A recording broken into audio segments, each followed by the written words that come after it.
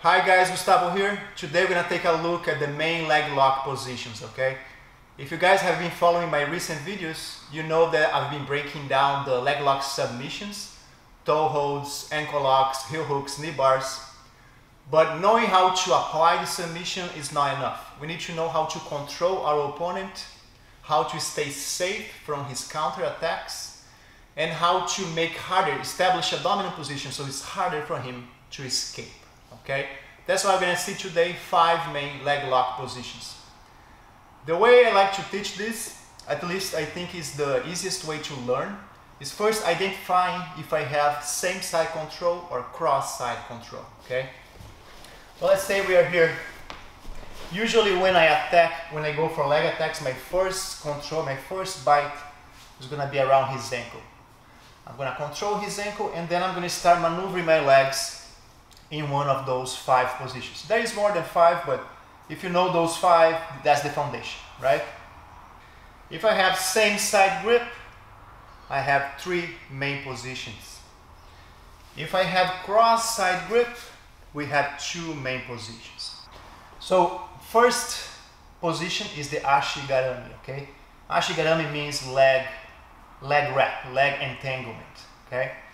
Is the foundation for all other positions. With the Ashi Garami, you can transition to all other ones, establish a good control over your opponent, and is the foundation because also you can attack the ankle lock, which is the foundation for the submissions. If you master the Ashi Garami and the ankle lock, everything else is going to be easier for your leg lock game. Okay? So let's take a look here. The basic control. I want to have my foot by his hip, okay? Toes facing down, heel facing up, okay? Fits perfectly here on his hip, where I can push him down anytime he tries to close the distance. My other leg's in between his leg. I'm gonna pinch my knee again closer to my ankle here to trap his leg, right? His leg now is very secure here. The foot here is hooking his hamstring on the far leg, okay? I don't really want this foot on this leg here because he can catch me with a little heel hook counter here, but also the hook on the far leg helps to keep the guy in place, especially when I'm applying my heel hook submission, okay? The Ashi Garami is a great position for heel hooks and ankle locks, okay? So this left foot here on his leg helps to keep him in place if he tries to roll out of my heel hook, right? I'm stopping him, it's my door stopper there. Even if he rolls out, it's gonna slow him down so I can catch him, okay? I'm gonna roll faster than he rolls.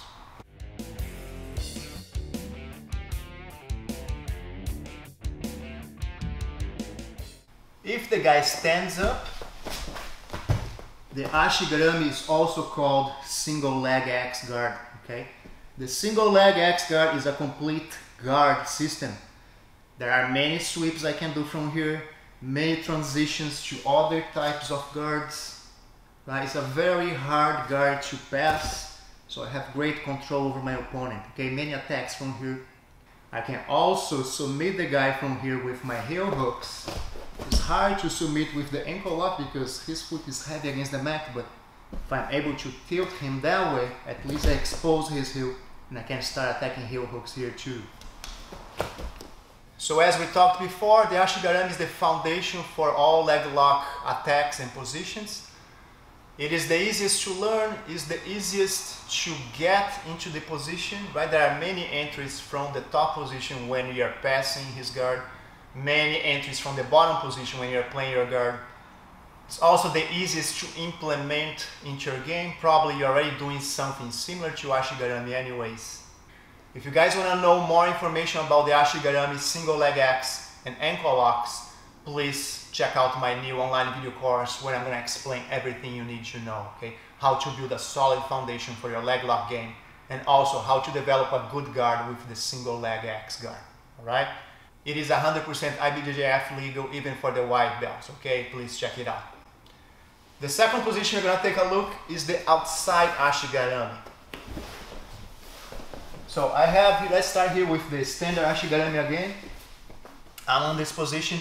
If I throw the leg that's in between his legs to the outside, that's the outside Ashi Garami position. People call double outside Ashi Garami too, okay? Great control over my opponent as well. My primary submission from here, it is still the heel hook. Ankle lock is not really a good option from here because I have no power source. With the standard Ashi Garami, stepping on his hip, my shin is running against his hip. Right? I'm controlling the guy, keeping the distance, that's my power source. Outside Ashi Garami, I don't have that here unless I modify my leg entanglement. I can step on his hip too. Right? It is a great option to finish this straight ankle lock. Or I can go belly down. The outside Ashi Garami is a little more dynamic. I can go belly down, I can go to either side. I can attack knee bars here too, right? If I go belly down, for example, my straight ankle lock is here, but you know, see that the initial position, my hips facing the back of his knee, right? I can go all the way around and catch his knee with a knee bar, right? Facing my hip towards his kneecap. So if I go belly down, Ashi Garami, I can switch to this type of position here, right? Which allows me to go for the knee bar. It is a variation of the outside Ashi Garami. Some people call Ushiro Ashi Garami because now Ushiro means behind or rear. My opponent is behind me, right? Ushiro Ashi Garami. That's how John Danaher called this position when Gary Tonon submitted Harley Gracie.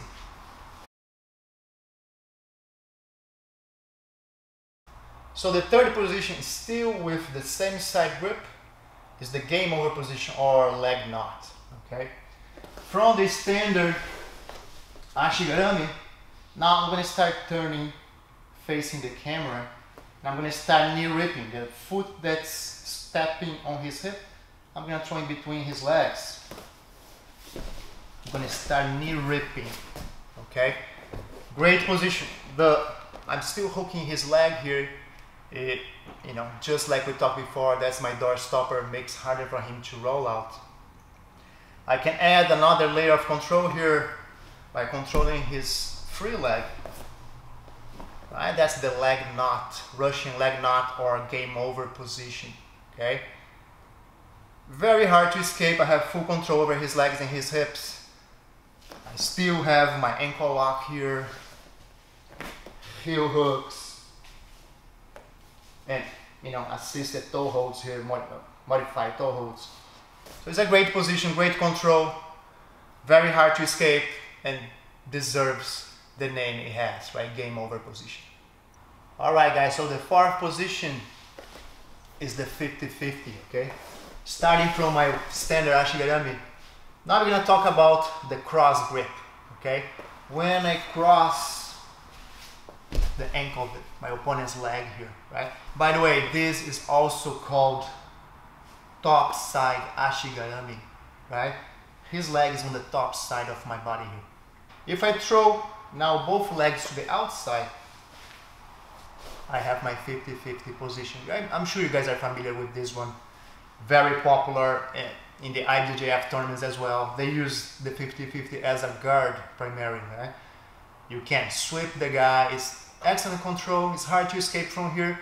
You see people getting stuck in this position here sometimes for the whole match.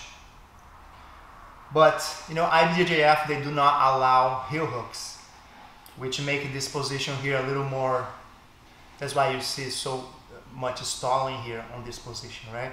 As soon as we can start attacking the heel hook, things change here. As the name says, it's a 50-50 position. He has exactly the same configuration on his legs. Of course, there are things that I can do here to make this better. Maybe 80-20 or 90-10. I can crisscross my foot here, so I avoid the heel hook on my left foot. I can figure for my leg, throw my leg behind his leg, make it super tight, while I can still attack his legs. right? But still more risky than the other positions, okay? My legs are a little more available to him. There are submissions on the free leg as well, right? I always want to be turning to the side of the leg that I'm controlling, so I expose his leg. At the same time, if it's heel hooks are not allowed, I can use this, since I'm facing this side, to start standing, right? That's how I get my sweep points.